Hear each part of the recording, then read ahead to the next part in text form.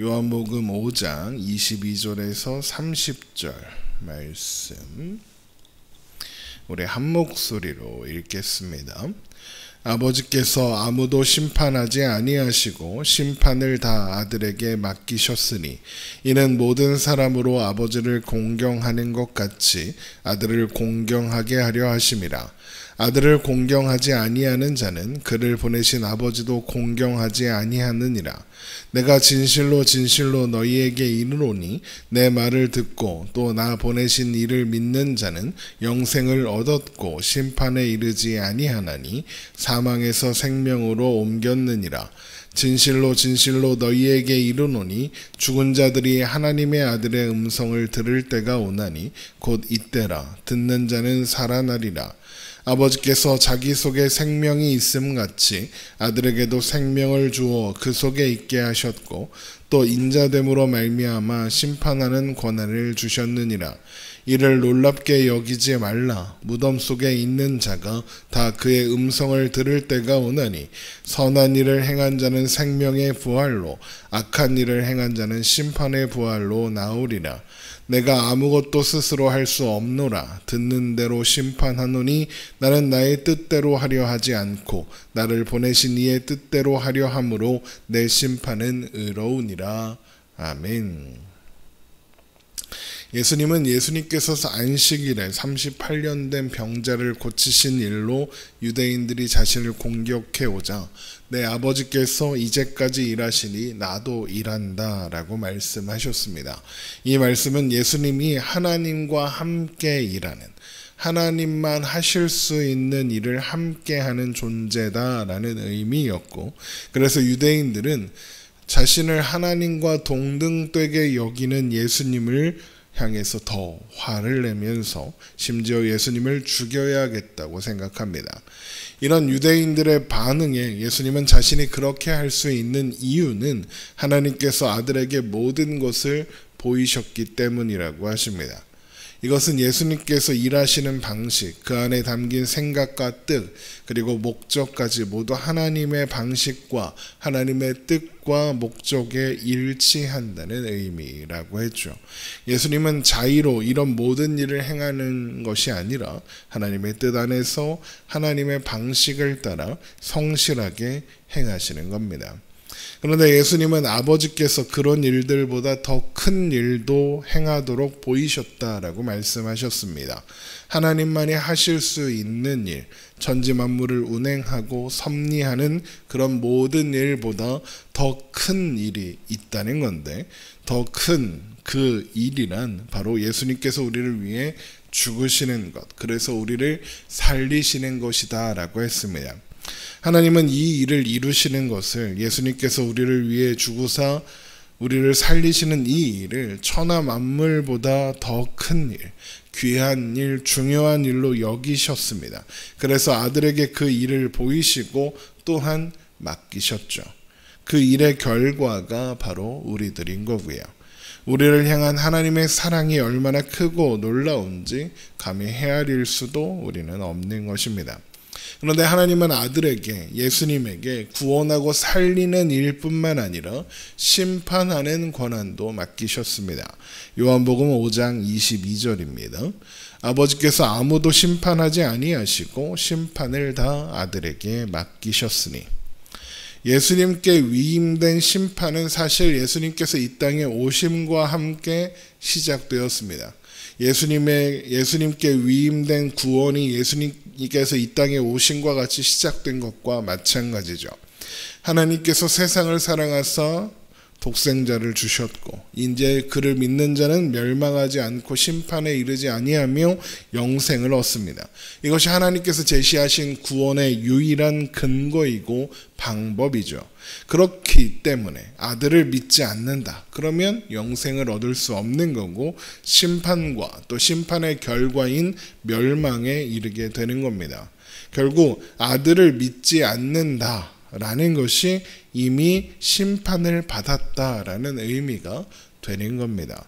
그래서 요한복음 3장 16절부터 18절의 말씀을 보면 이렇게 말씀하시는 겁니다. 요한복음 3장 16절을 보겠습니다. 요한복음 3장 16절 하나님이 세상을 이처럼 사랑하사 독생자를 주셨으니 이는 그를 믿는 자마다 멸망하지 않고 영생을 얻게 하려 하심이라. 하나님이 그 아들을 세상에 보내신 것은 세상을 심판하려 하심이 아니요 그로 말미암아 세상이 구원을 받게 하려 하심이라. 그를 믿는 자는 심판을 받지 아니하는 것이요 믿지 아니하는 자는 하나님의 독생자의 이름을 믿지 아니함으로 벌써 심판을 받은 것이니라. 구원과 심판이 아들을 예수님을 믿느냐 믿지 않느냐에 따라 결정된다는 겁니다. 이것이 아들이신 예수님의 역할이고 하나님께서 아들을 이 땅에 이 세상에 보내신 이유라는 겁니다. 그래서 아들을 믿는 자는 하나님께서 제시하신 방법을 존중했다. 하나님께서 제시하신 방법을 받아들였다. 이런 의미고 하나님을 믿는다라는 의미가 되는 거죠. 그러니까 아들을 공경한다라는 것은 곧 하나님을 공경하는 것이고 아들을 공경하지 않는다. 이건 곧 하나님을 공경하지 않는다라는 말이 되는 겁니다. 그래서 오늘 본문 요한복음 5장 23절에 이는 모든 사람으로 아버지를 공경하는 것 같이 아들을 공경하게 하려 하심이라.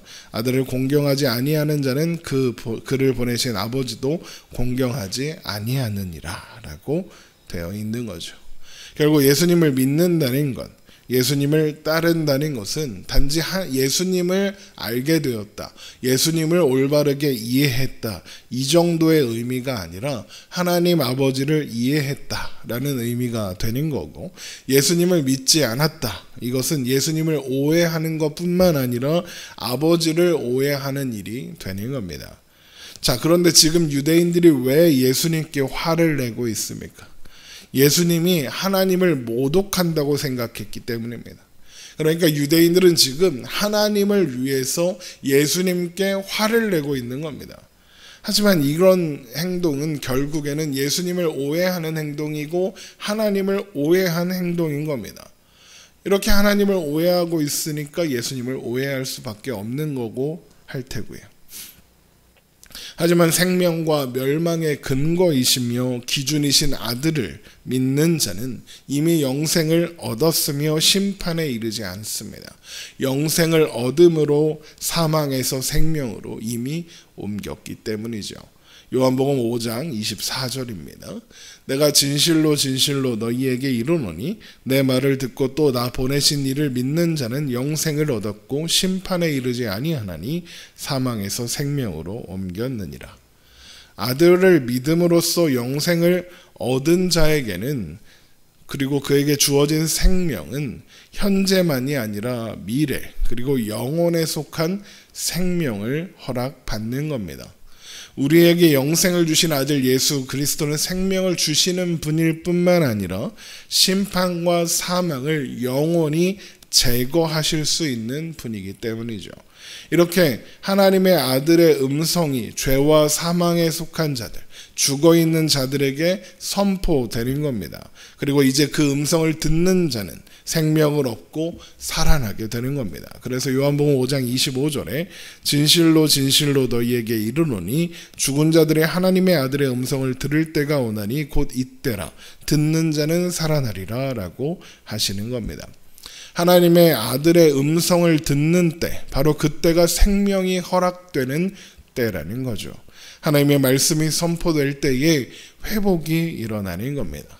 하나님의 말씀이 선포될 때에 마른 뼈가 살아나 큰 군대가 되는 것을 보았던 에스겔의 환상처럼 말씀이신 예수님께서 이 세상에 선포되실 때 죽은 자들이 살아나는, 그래서 영원한 생명으로 들어가는 놀라운 일이 일어나게 된다는 겁니다. 하나님께서 그런 권한을, 생명과 심판하는 권한을 아들에게 주셨고 아들은 그 일을 성실하게 그리고 정확하게 성취하실 겁니다. 요한복음 5장 26절입니다. 아버지께서 자기 속에 생명이 있음같이 아들에게도 생명을 주어 그 속에 있게 하셨고 또 인자됨으로 말미암아 심판하는 권한을 주셨느니라. 인자됨으로 말미암아 심판하는 권한을 주셨다라고 예수님께서 말씀하시는 건 다니엘의 예언이 예수님을 통해 성취되었다라는 의미입니다. 다니엘서 7장을 보면 다니엘이 환상 중에 인자 같은 이, 그러니까 사람의 아들 같은 이가 구름을 타고 나오는 것을 보는데, 그때 하나님께서 그에게 권세와 영광과 나라를 주시고 완전한 능력과 완전한 권세로 심판하시는 능력을 주시는 장면이 나옵니다. 이것이 하나님께서 예수님께 인자됨으로 말미암아 심판하는 권한을 주셨다라고 말씀하시는 근거인 거죠. 아들이신 예수님께서 이 땅에 오셔서 하나님 안에서 하나님의 뜻을 따라 하시는 모든 일들이 너희들이 그렇게 바라고 기대하는 메시아에 대한 예언을 담고 있는 다니엘을 통해 선포된 그 말씀의 성취다라고 예수님은 말씀하시는 겁니다. 그래서 무덤 속에 있는 자들도 아들의 음성을 들을 때가 올 것이고 그날에 선한 일을 행한 자는 생명의 부활로, 악한 일을 행한 자는 심판의 부활로 무덤에서 나오게 될 겁니다. 요한복음 5장 28절입니다. 이를 놀랍게 여기지 말라. 무덤 속에 있는 자가 다 그의 음성을 들을 때가 오나니 선한 일을 행한 자는 생명의 부활로, 악한 일을 행한 자는 심판의 부활로 나오게 되리라. 생명의 부활로 나오게 되는 선한 일, 또 심판의 부활로 나오게 되는 악한 일이 무엇이겠습니까? 앞에서 생명과 심판을 나누는 기준이 뭐라고 했죠? 아들을 믿느냐 믿지 않느냐라고 했습니다. 그래서 요한복음 5장 24절을 다시 한번 보면, 내가 진실로 진실로 너희에게 이르노니 내 말을 듣고 또 나 보내신 이를 믿는 자는 영생을 얻었고 심판에 이르지 아니하나니 사망에서 생명으로 옮겼느니라 라고 했습니다. 그러면 선한 일이 무엇이고 악한 일이 뭐겠습니까? 아들을 믿는 것이 선한 일이고 아들을 믿지 않는 것이 악한 일이 되는 거죠. 아들을 믿는 것, 그것이 곧 하나님께서 요구하시는 선한 일인 것입니다. 결국 예수님께서 하시는 일, 예수님께서 이루시려는 모든 일은 하나님의 뜻 안에 있는, 하나님의 의도와 일치하는, 모두 하나님께 모든 근거가 있는 일들인 겁니다.